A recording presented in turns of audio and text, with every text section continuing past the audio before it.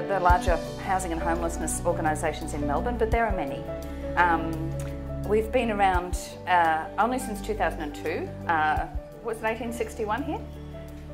Yes, 161 years ago. Yeah, 161 years ago, yeah. So we're much later sort of thing.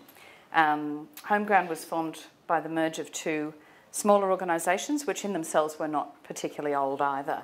Our birth, if you like, we've sort of come out of that kind of 80s, 90s community development, communities thinking, well, you know, we're seeing more and more homeless people in our midst and lobbying their governments to do something about that. And so in a way that's our sort of birth, and it's always important to know and acknowledge the birth of your organisation, because the heritage is incredibly significant, as I'm sure I don't need to convince anyone here today. And that heritage is something very precious to understand and take forward in your work. We run a range of programs. They're all housing and homelessness focused, however. We are obsessed, basically. So we're kind of narrow band around housing and homelessness. And just to give you a sense of the scale of what we're seeing, the last year for which we have the full figures, it was a little over 11,000 people that we assisted. The great majority of those are in the two so-called entry points. So there's one in Collingwood, just off Smith Street, and there's one in St Kilda on Chapel Street down there near Carlisle. And we see around 9,000 of the people a year there. So they're coming to services saying, I'm homeless already or I'm at risk. Many come in, walk in. Others ring or may be engaged with another worker, such as I'm imagining a few people here are St Vincent's workers, doing the visits, So, you know, it might be someone like you who hooks someone into our services too. So that's the great majority of the people. We also, and what we do there is pronto, where are you tonight? Have you got somewhere for tonight? So there's a lot of emergency response happens there, but also beginning the conversation and the assessment with them about where they need to be, because you may need that roof tonight, but that won't be the end of the story. And we hook up with a whole lot of other services in the catchment, so that's fortunately not entirely our problem, all those people. So we work closely with other services to respond to the people. But our role is that sort of initial stuff and the hooking up in that high volume service. We've got some outposts of that one too. So for instance, at the Melbourne Magistrates Court, at the Victorian Aboriginal Health Centre, places where people can be, but not people who aren't necessarily going to come in and present themselves and ask for help. Yeah. We run the rough sleeping program called Street to Home, and that's an outreach for the inner city rough sleepers. And again, that's completely focused around getting housing for people and the sort of services that will help them keep in housing. So again, that reflects, I guess, our kind of focus of housing. We run post-housing type support. So in public housing, there's a fairly big program run by a number of providers around Victoria with the wonderful name of SHASP. This is what we do in our sector a bit. We call things that sort of name. It's an acronym, of course, Social Housing Advocacy and Support Program. And that's, as you probably know, by the time many people, especially under 55, get into public housing, they have been waiting a long time, or else they're very, very acute. Their situation is very acute. And it doesn't necessarily all sort out in the next week, the factors that brought them into public housing. And so SHASP is the program that can hook in when people are getting into trouble with their rent or their neighbours or all sorts of other things that can go wrong post-housing. They've got an affordable option, but they haven't necessarily got all the other things sorted out. And then we've got a number of other sort of outreach programs as well. People might have heard of Homeground. It's in Elizabeth Street. There was quite a lot of focus on it a couple of years ago when it was first built. It was opened in 2010. So it's a purpose-built apartment block. I'll tell you a little bit more of that one later. So we run the support programs in there too. I suppose the other thing we do that's newer and a bit more different is we run a real estate agency these days as well, on a not-for-profit basis, which everyone quite likes that concept because it's not necessarily the reason a lot of people are in real estate. So essentially that's what we've done there is used our knowledge of property management and tenancy management And we have a ready supply of tenants, that's for sure, people needing properties. And we've said, well, why don't we actually put our shingle up as a private real estate agent, only in letting, we're not buying or selling. But what we're trying to do is expand the range of housing that's available to all the people who are coming to services like ours.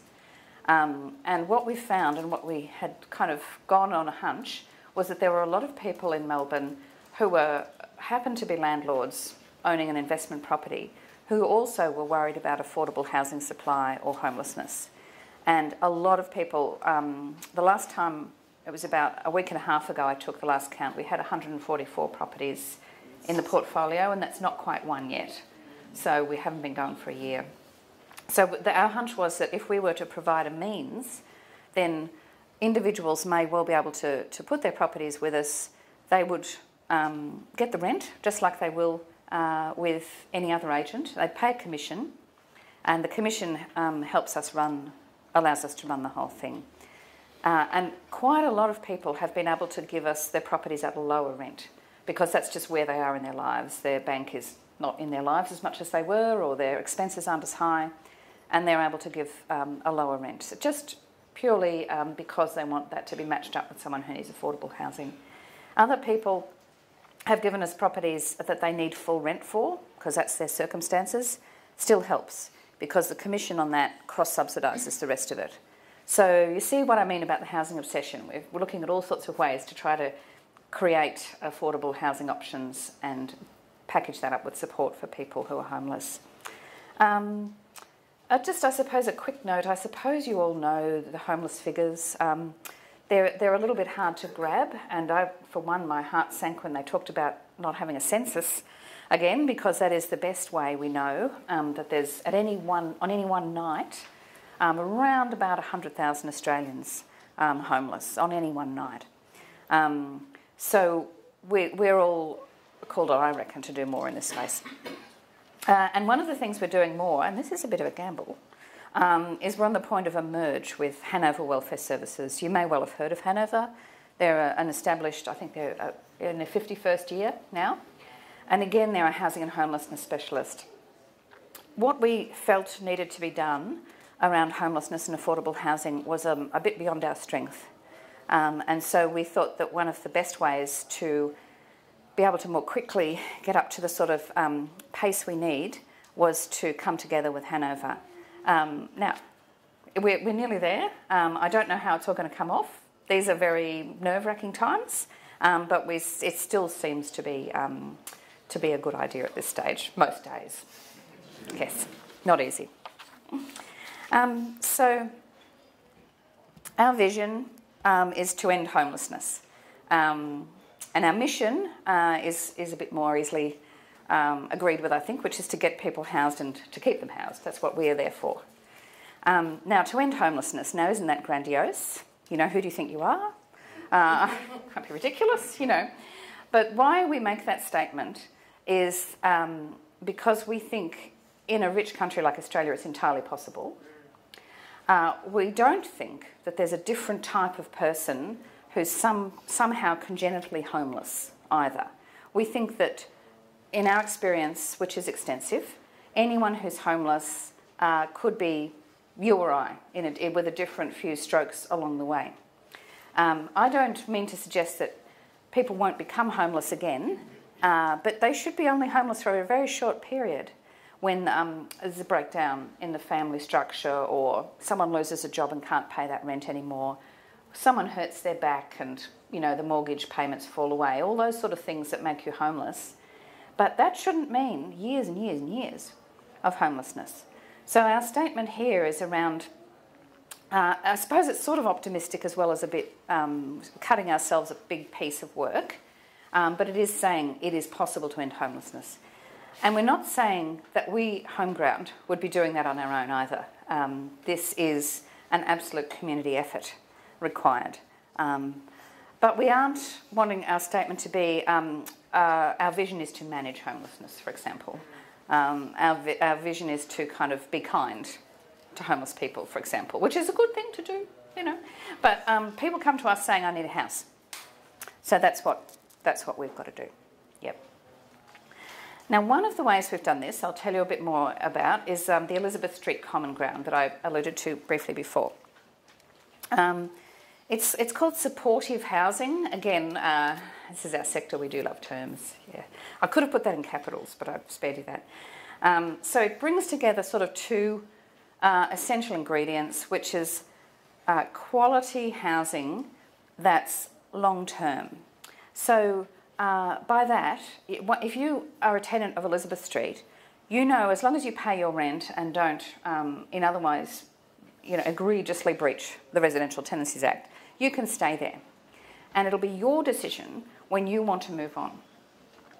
Compared to, we run a lot of transitional housing, for example, which is 350 units of transitional housing. And it's specifically on the understanding that you'll be able to have this for a period of time, but you'll move through it. Don't put down roots, really. Of course you'll need to enrol the children in school, but you may not be in that area afterwards, Get to know a GP, but you might have to get to know another one. All those things that, we all need for good, strong lives. And particularly if we're coming into it at the point of, a disaster, which will have caused homelessness for you, particularly then, you need to be able to get into the housing you need and know you can stay in as soon as possible. And the support then comes in with you as needed. And that's basically the concept at Elizabeth Street. So it's for single people, and we target it quite hard. So they tend to be people who've got many years of homelessness, usually, I think I'm fair to say always there's been rough sleeping in there. There's often been, many people were wards in the old parlance, of the state. They were in, child protection children who didn't grow up with their families. We're talking about very disadvantaged end. And why the one building for all the people together? This has been something that's raised a few eyebrows. People have said, why would you put everyone together? Well, actually, it's not everyone together. It's half and half. So it's a combination of people who are just lowish income, middle income renters and people who are formerly homeless. But it allows us to have on-site support services for people who actually have to be persuaded to come out of their rooms week on week. So they're not going to go to the GP. They're not going to normally see a nurse or a psychiatrist or a psychologist or whatever's needed unless that's sort of there, very, very readily there. And that doesn't mean we don't then, once people are established, kind of draw them out and they make connections with, their own kind of services of preference as well. But it is absolutely essential that that's sort of there because of the nature of the people who are in that hard end. The damage that happens is really considerable. So there's 131 studio apartments, half of them towards the formerly homeless. The other thing about Elizabeth Street is just its housing supply that's specifically earmarked and reserved for that very kind of high need, poor, rent-paying ability people. And most of the housing supply in Australia, of which we haven't got enough, goes directly above those people. And so to have something that's absolutely built for and reserved for is crucial. There's a 24-hour, 7 days a week concierge. So if I'm in that building and I've got a number of associates and, friends who follow me around, perhaps on my payday, perhaps, asking me to do things that I don't want to do, I don't have to kind of mediate that anymore. And that's a feature of too often long-term life homeless too. I mean, people are in a whole economy of favours and it's a survival mode and there's some real value in it, but it will bring you down as well in too many cases once you're actually, you want to be able to make your own friends and decide which of those people you want to stick with and which you don't. So the concierge is another absolutely crucial thing. Many of the people in Elizabeth Street have been housed before elsewhere, in public housing, for example, which is precisely the same rent, but pretty soon someone's moved in on them and effectively taken over their property, again and again. So that's another really important feature of Elizabeth Street. Models like this, I'll show you another nice picture of it. Models like this have emerged because of all that demand we see at the entry points, because of all those thousands of people, and we know more or less who we can probably get an outcome for. And then there was just this smallish group, but very high volume of requests and presentations and things going wrong for them. We did an analysis, so-called a top 100 frequent service users, since our data began in 2002. And it was actually about the five top ones were all women, actually. And one of the tenants of Elizabeth Street now had been to see us 600 times, just at the entry points, over those years while she sort of tried to get... And we'd housed her a number of times in public housing and all sort of, she'd had 4 children when we first started to see her. They're not in her life anymore. It's just terrible. So it's singles accommodation, but that doesn't mean a lot of those people don't have children, actually, but don't necessarily have them in their lives. And we do quite a bit with them to try to reconnect where possible as well. This is one of the tenants. The Council to Adult Education provide on-site services too. And we thought the things like art or making things would be very popular, which they're quite popular. But actually the main thing people have gone for is numeracy and literacy, which is really interesting. So I think people, again, once they're housed, have paused and gone, what have I missed out on? What do I need to put my life together? And that's self-selected, It's not you need to. So that's been a really interesting thing too. And I think pretty cool, actually. Yeah. This is another resident. I think it was about 60% of the people had really bad eyesight, but never had it addressed. And it was actually Specsavers, good on them, who came to us and said, we'll offer free, sort of free eye health checks and free glasses and follow-up care as well. And so people went down to a particular Specsavers, so, they could go to the shop and it was great. So there's people walking around Elizabeth Street with some pretty natty glasses now. But there again, the difference that makes, right? If you can't really very well see. Simple things you'd think. Yeah. And again, it's just like the literacy and the numeracy. You feel a bit embarrassed that you hadn't kind of thought about that really fundamental type thing. It's almost so a right for people that you overlook it, take it for granted. Yeah. Just a bit of a story about, again, one of the women in Elizabeth Street. She's Rebecca. She's 30, and she'd had a diagnosis of chronic depression and anxiety. And she describes herself as a recovering alcoholic and had also experienced an eating disorder, so really, really up against it.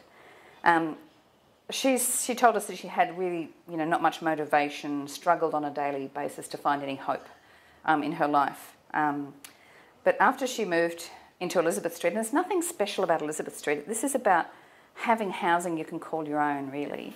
That's the special bit, and it needn't be here. It can be in a range of settings. That she'd been able to engage regularly with the on-site nurse, the GP, a remedial therapist who does sort of remedial massage type work, and the physiotherapist.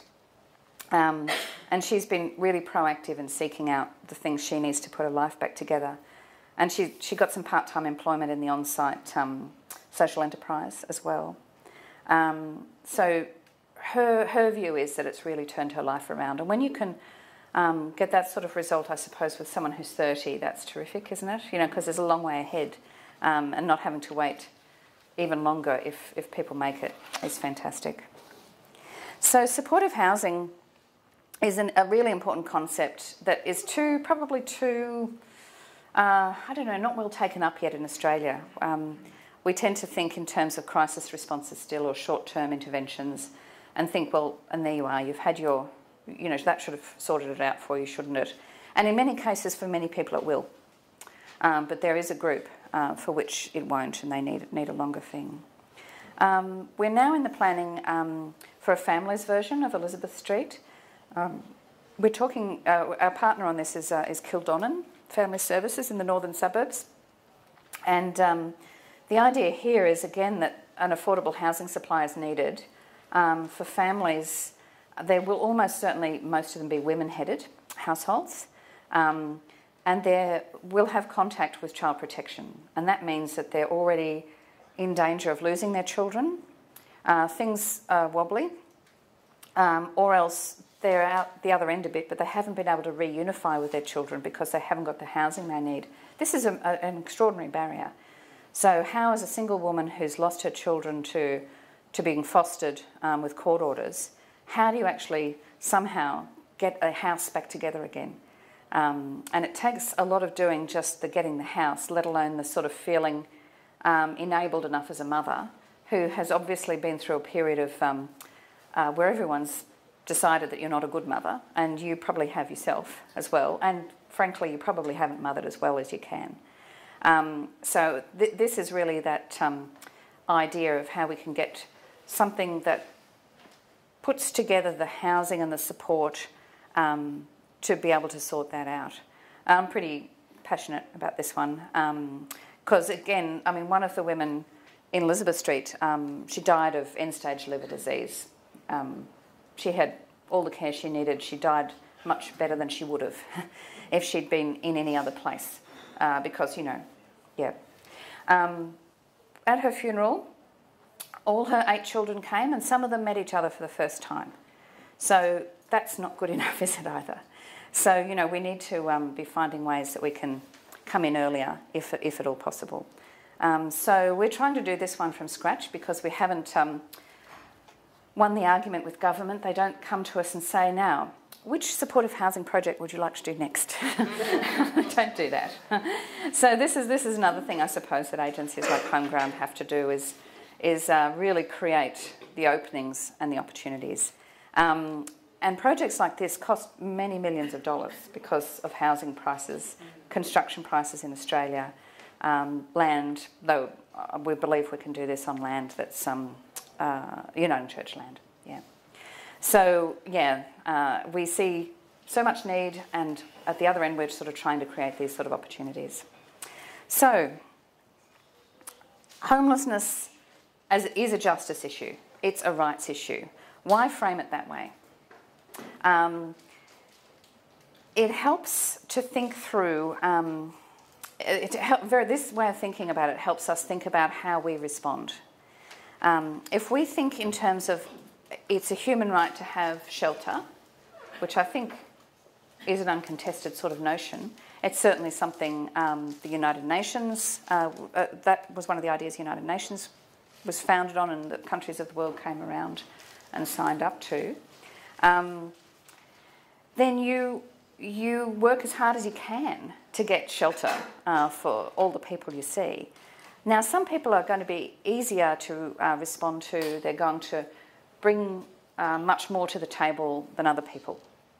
But this notion is that that doesn't matter. It's everyone's right to have housing. And to not have housing is actually an injustice. I would go so far as to say that a state, such as Australia, that allows its people not to have housing, it's an absolute neglect. It's probably even a violence, I would say, not to have that. Now, that doesn't mean that Australia has to build a whole lot of public housing per se. I think there's a lot more that needs to be built, don't get me wrong. But it does mean that they need to set up the whole housing system, whether it's private rental, legal underpinnings, for example, whether it's attention to supply in remote areas where there's so few houses and a growing population. All these sort of things are actually our state's responsibilities. And of course our state is only us. You know, we're the citizens, we're the voters. We have decided that we're going to elect representatives of us to form a government at any one time. I've just been up in Queensland where they decided to elect some other representatives quite suddenly. So, you know, the state is not something, not us. So I think that we need to think of this as a justice issue. The flip of not doing that too is that we decide, because we work in such scarcity of resources, we can too easily as workers decide that, look, I gave John a really good try here. He just won't help himself. Came in and he shouted at me. Blow him. That's it. I'm not going to, So it's too easy to get to there, and you can't be doing that if you're in our sort of sector. You really have to realise that your profession is to link people up to the sort of services and material outcomes that they need. So that's my version of homelessness as a justice issue, and that means, I suppose it means all sorts of things. It means that sort of worker level interaction of respect and, hopefully an absence of adverse type of judgments as well. But it also means as organisations a certain program for us in how we speak, how we think about projects, how we work as hard as we can to pull together all the responses from all the different areas that we need so that people don't have to do it themselves.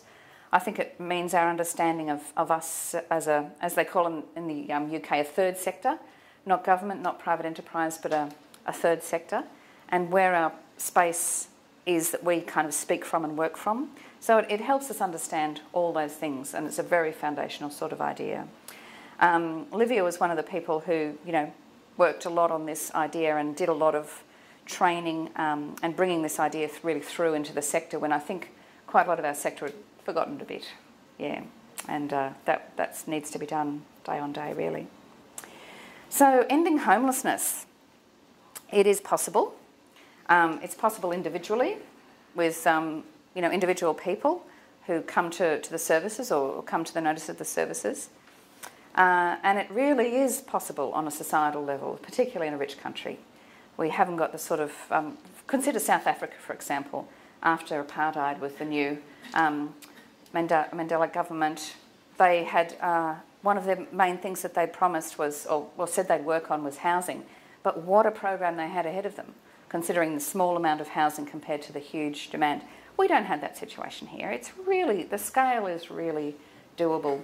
Even the 100,000 on one night figure in a rich country like Australia, enormously doable. So what's next for us? Well, obviously the merge with Hanover is really a big deal to create a bigger platform for the work that we think is so important to do. The community sector has convulsions from time to time and realigns, and there's a lot of that goes on. And we were it was suggested by quite a few people that we shouldn't continue to just focus on homelessness, that we should become a sort of a broader type of agency. And those broader agencies are very important, but I think we really thought, no, actually, probably we need to keep that brief on homelessness. That's our origin, that's our passion, that's what we know how to do, and we just need to sort of get better at it and bigger at it. And able to make the connections with all sorts of agencies and people that we need to do that. And we think we can contribute more fully to a better understanding of the importance of affordable housing in Australia too, from that platform. And I did already talk a bit about the new project in the pipeline, which is that family supportive housing. We've also been sponsored, actually by realestate.com, how about that? To scale up our real estate agency in other states so that we'll work with other agencies there who are good service providers to let them know how to do it. So that's another thing in the pipeline for us too. So that's a little bit about Homeground, ending homelessness and the idea of justice approaches.